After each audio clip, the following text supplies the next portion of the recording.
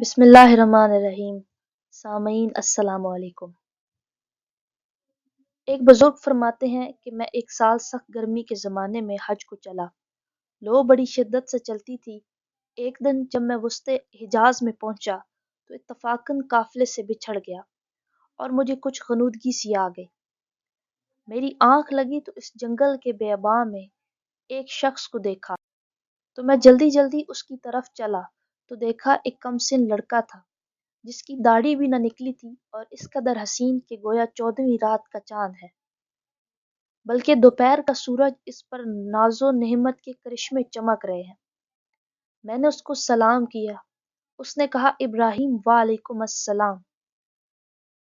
میرا نام لینے پر مجھے انتہائی حیرت ہوئی اور مجھ سے سکوت نہ ہو سکا۔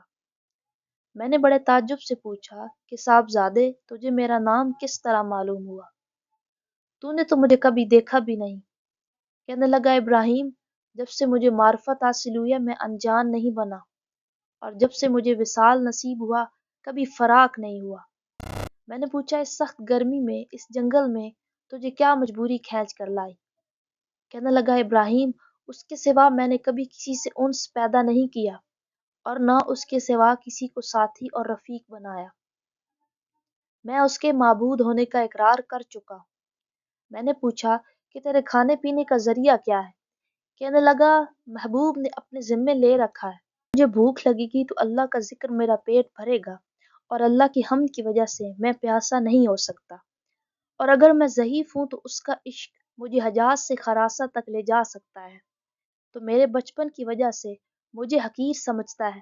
اپنی ملامت کو چھوڑ، جو ہونا تھا ہو چکا۔ میں نے پوچھا خدا کی قسم اپنی عمر صحیح صحیح بتاؤ۔ کہنے لگا تو نے بڑی سخت قسم مجھے دے دی جو میرے نزدیک بہت ہی بڑی ہے، میری عمر 12 برس کی ہے۔ پھر وہ کہنے لگا ابراہیم، تجھے میری عمر پوچھنے کی کیا ضرورت پیش آئی؟ میں نے کہا مجھے تیری باتوں نے حیرت میں ڈال دیا ہے۔ کہنے لگا اللہ کا شکر ہے، اس نے بہت نعمتیں عطا فرمائیں، اور اللہ کا فضل ہے کہ اس نے اپنے بہت سے مومن بندوں سے افضل بنایا۔ ابراہیم کہتے ہیں کہ مجھے اس کی حسن و صورت، حسن سیرت اور شیریں کلام پر بڑا تعجب ہوا۔ میں نے کہا سبحان اللہ، حق تعالیٰ نے کیسی صورتیں بنائی ہیں۔ اس نے تھوڑی دیر نیچے کو سر جھکا لیا، پھر اوپر کی طرف نظر اٹھا کر بہت ترچھی اور کڑوی نگاہ سے مجھے دیکھا اور چند شعر پڑھے جس کا ترجمہ یہ ہے: اگر میری سزا جہنم ہو تو میری ہلاکت ہے، اس وقت میری یہ رونق اور خوبصورتی کیا کام آئے گی؟ اس وقت میری ساری خوبیوں کو عذاب عیب دار بنا دے گا اور جہنم میں طویل عرصے تک رونا پڑے گا، اور جبار جل جلال یہ فرمائے گا، اور بدترین غلام تو میرے نافرمانوں میں ہے، تو نے دنیا میں میرا مقابلہ کیا، میری حکم عدولی کی اور بھول گیا کہ قیامت کو بھول گیا۔ اے ابراہیم، تو اس دن دیکھے گا کہ فرمانبرداروں کے منہ 14ویں رات کی چاند کی طرح چمک رہے ہوں گے، اور حق تعالیٰ اپنے اوپر سے انوار کے پردے ہٹا دیں گے، جس کی وجہ سے یہ فرمانبردار اس پاک ذات کی زیارت سے منور ہو جائیں گے کہ اس کے مقابلے میں ہر نعمت اور ہر راحت کو بھول جائیں گے، اور حق تعالیٰ ان فرمانبرداروں کو خوشنودگی کا لباس پہنائیں گے اور ان کے چہروں کو رونق اور شادابی عطا ہوگی۔ یہ اشعار پڑھ کر کہنے لگا اے ابراہیم، جو دوست سے منقطع ہو گیا ہو اور وصال اس کو حاصل ہے جس نے اللہ کی اطاعت سے وافر حصہ لیا۔ ابراہیم، اپنے رفاقۂ سفر سے بچھڑ گئے ہو؟ میں نے کہا ہاں، میں ایسی ہی رہ گیا۔ تجھ سے اللہ کے واسطے سوال کرتا ہوں کہ تو میرے لیے دعا کرے کہ میں اپنے ساتھیوں سے جا ملوں۔ میرے اس کہنے پر اس لڑکے نے آسمان کی طرف دیکھا اور کچھ آہستہ آہستہ زبان سے کہا کہ مجھے اس کے ہونٹ حرکت کرتے ہوئے معلوم ہوئے۔ اس وقت مجھے نیند کا جھونکا سا آیا یا بے ہوشی سی ہوئی۔ میں نے اپنے آپ کو قافلے کے بیچ میں اونٹ کے اوپر پایا، اور میرے اونٹ جو میرے ساتھی تھا وہ مجھ سے کہہ رہا تھا ابراہیم ہوشیار رہو، سنبھلے رہو، ایسا نہ ہو اونٹ پر سے گر جاؤ، اور اس لڑکے کا مجھے کچھ پتہ نہ چلا کہ وہ آسمان پر اڑ گیا یا زمین کے اندر اتر گیا۔ جب ہم سارا راستہ طے کر کے مکہ مکرمہ پہنچ گئے اور میں حرم شریف میں داخل ہوا تو کیا دیکھتا ہوں کہ وہ لڑکا کعبہ شریف کا پردہ پکڑے ہوئے رو رہا ہے اور کہہ رہا ہے، میں کعبے کا پردہ پکڑ رہا ہوں اور بیت اللہ کی زیارت بھی کر رہا ہوں، لیکن دل میں جو کچھ ہے اس کو اور راز کی بات کو تو خوب جانتا ہے۔ میں بیت اللہ کی طرف پیدل چل کر آیا ہوں، کہیں سوار نہیں ہوا، اس لیے کہ میں باوجود اپنی کم سنی کے عاشق ہوں۔ میں بچپن ہی سے تجھ پر مرنے لگا ہوں، اور جب کہ میں عشق کو جانتا بھی نہ تھا، اور اگر لوگ ملامت کریں کسی بات پر تو میں ابھی عشق کا طفل مکتب ہوں۔ اے اللہ، اگر میری موت کا وقت آ گیا تو شاید میں تیرے وصل سے بہرہ یاب ہو سکوں۔ اس کے بعد وہ بے اختیار سجدے میں گر گیا اور میں دیکھتا رہا، اور اس کے بعد میں اس کے پاس گیا اور اس کو ہلایا تو وہ انتقال کر چکا تھا۔ ابراہیم کہتے ہیں کہ مجھے اس کے انتقال کا بڑا سخت صدمہ ہوا۔